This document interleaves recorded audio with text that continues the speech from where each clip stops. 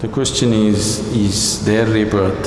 If it's there, what is the basis for one being to go from one birth to another? What is it that carries a person from one to another? Now if you need to understand this, you must have some understanding of the mechanics of who you are. I'm talking about the mechanics of how a human being is built. See, when you say I'm a human being, the outermost periphery is the physical body. In yoga, we look at everything as body because it is easier for you to understand that way. So we see the body as 5 dimensions or 5 sheets. Physical body is known as Annamaya Kosha. Annamaya Kosha means… Anna means the food. This is food body. Next one is called Manomaya Kosha. That means it's the mental body. The third one is called Pranamaya Kosha, which means the energy body. Physical body, mental body, energy body. All these 3 dimensions are physical. They are physical existence. Physical body is very gross, mental body is subtler, energy body is even subtler, but all these 3 are physical. It's just like the light bulb is physical, you can see that. The electricity behind also is physical, isn't it? The wire that connects is also physical, the electrons that flow through the wire also are physical existence. So similarly, physical body, mental body, pranic body, all are physical dimensions of life. This physical dimension of life, both in all these 3 dimensions, carries the imprints of karma. On the body it is imprinted, on the mind it's imprinted, and on the energy it's imprinted. This karmic imprints or the karmic structure is what holds it together. Karma is the cement which holds you to the physical body. Karma is the bondage, at the same time it's only because of karmic stuff you can hold on to the body and be here. This is where spirituality seems to be difficult because if you try to take it away, it doesn't work. If you try to add, it doesn't work. You need to be just there. If you're just there, it's a moment. Now, the next 2 dimensions are called Vijnanamaya Kosha and Anandamaya Kosha. Vijnanamaya Kosha is non-physical but related to the physical. It is like a transient state. Anandamaya Kosha is completely non-physical. So, Vijnanamaya Kosha and Anandamaya Kosha means it's the bliss body. There is a bliss body inside which is 100% non-physical. It has no form of its own. Only if the energy body, the mental body and the physical body are in shape, it can hold the bliss body in shape. If these things are taken away, the bliss body will just become a part of the cosmos. So whatever you are referring to as Atman or the soul is a fiction actually. In the sense, people are describing a certain limitation of the non-physical as a soul. But the body for the soul is still your karma. If the karmic structure is completely dismantled, there is no soul, everything merges into everything else.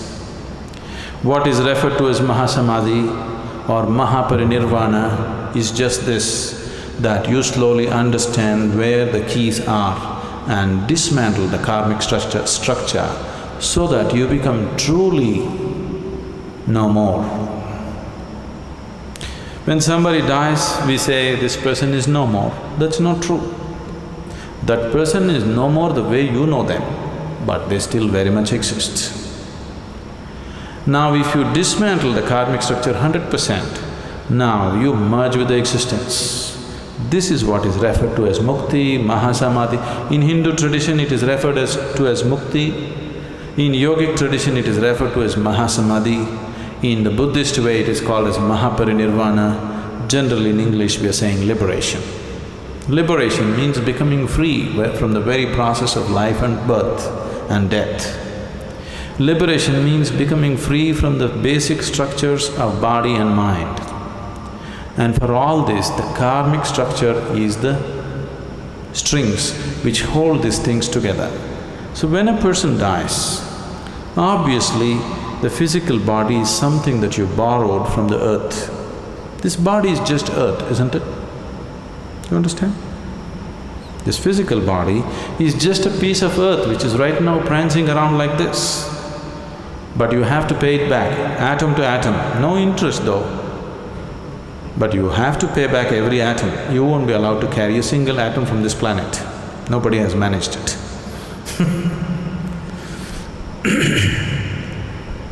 Physical body will fall apart. The mental body and the pranic body, depending upon the strength of your karma, goes on. If the karmic structure is very intense, unfinished, then it has to finish it.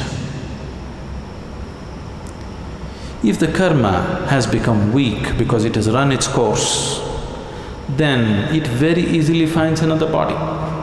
If it has to find another body, the intensity of the structure should come down, it should become passive. If it is very intense, it cannot find, it has to hang.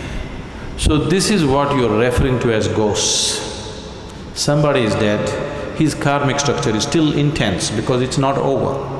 Now he needs much more time to find another body, he still exists.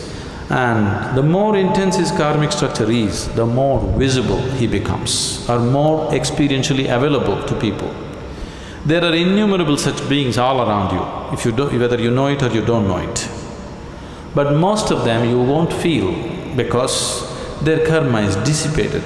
They're just waiting for more dissipation before they find another body. But if their karma is very intense, this is why they told you in the tradition, if somebody dies unnaturally, either by accident or suicide or some other way, they will become ghosts. It is not so, everybody becomes. It is just that they are more experienceable. They are more available to your experience because they have more intense karmic structures. So you people may experience them little more than other beings who die of old age.